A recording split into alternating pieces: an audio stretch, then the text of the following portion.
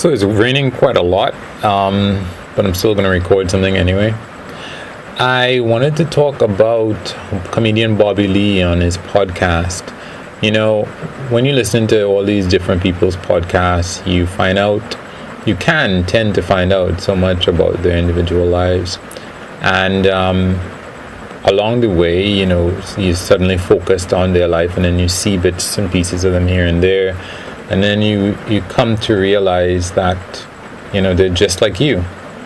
So I was looking at a TikTok that somebody sent me, and, those things, as soon as one is done, another one pops up. And I saw Bobbie Lee. There he was.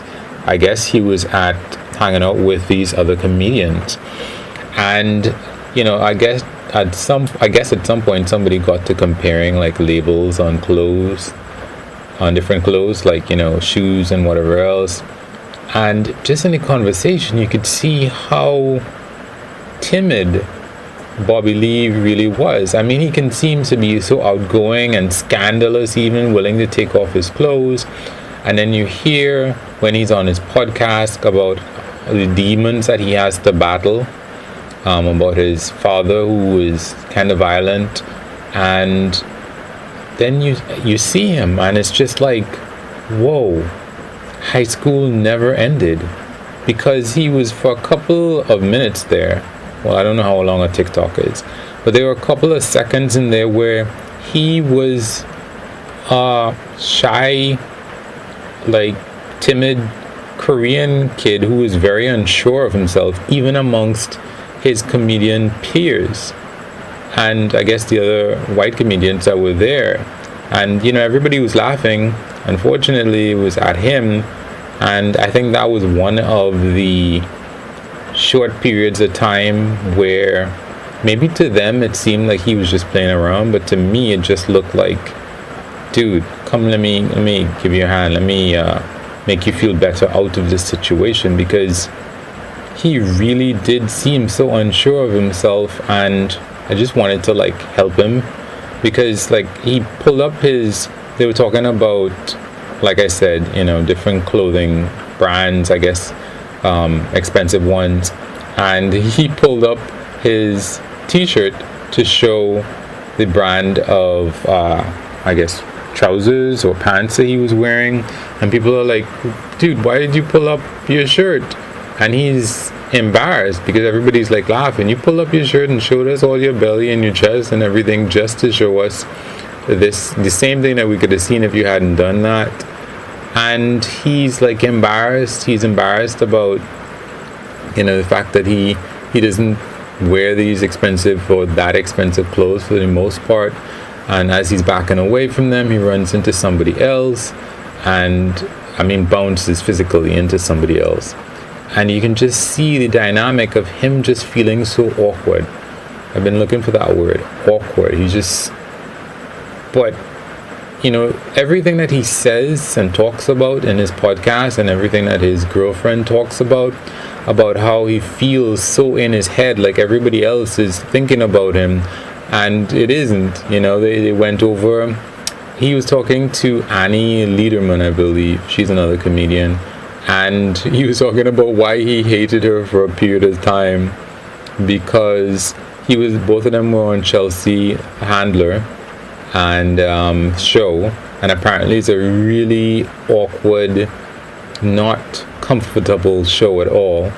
And the other comedian, Annie Lederman, she completely took the wind out of his sails. He didn't get the opportunity to say anything for the entire show, and he felt that she was just taking advantage of him, and he hated her, and she didn't even realize that.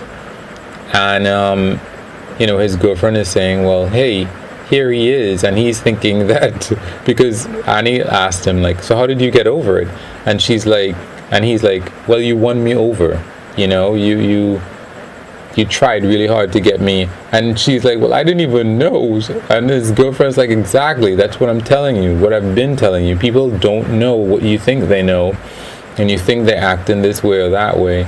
And it was just so interesting to see both of these people's take of a situation where he felt that she was trying to be his friend, and she didn't even know that they had a problem at all.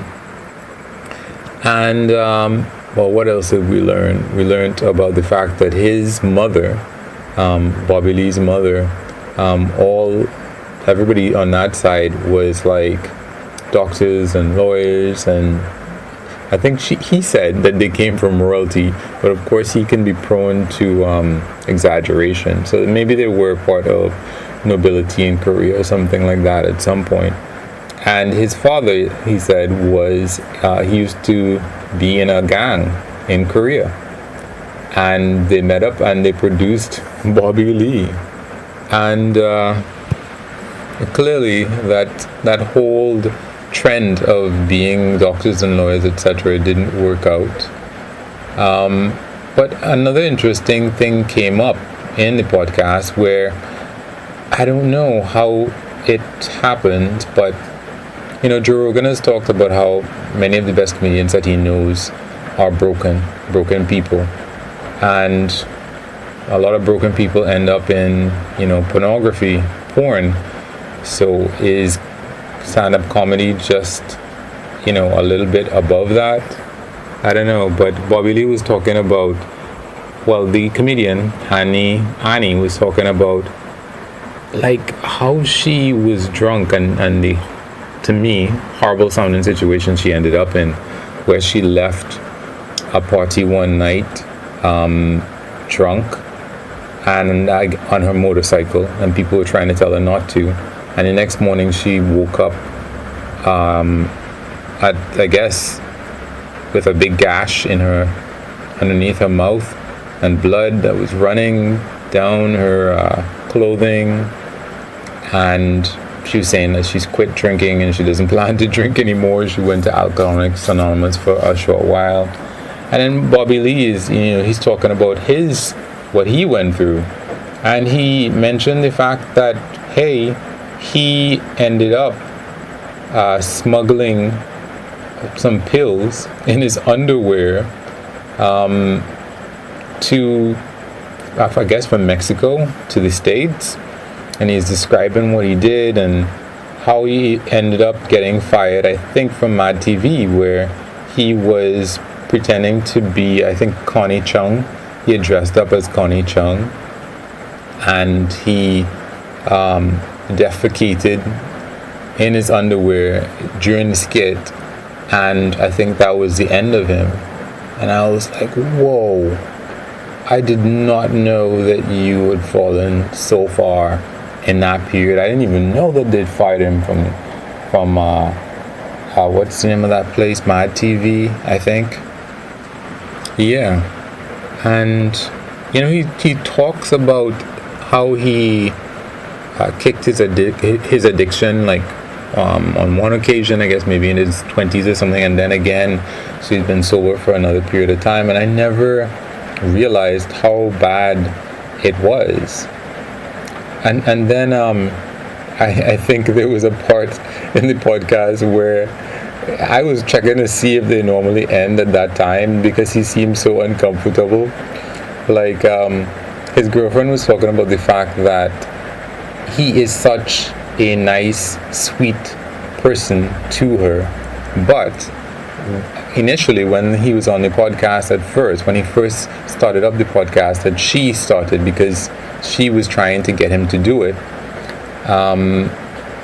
he would talk about how he laid the law down on her in terms of in bed, and she was like thinking to herself, like, is this what he has to do in order to make himself feel good on the radio about when he's nothing like that in real life?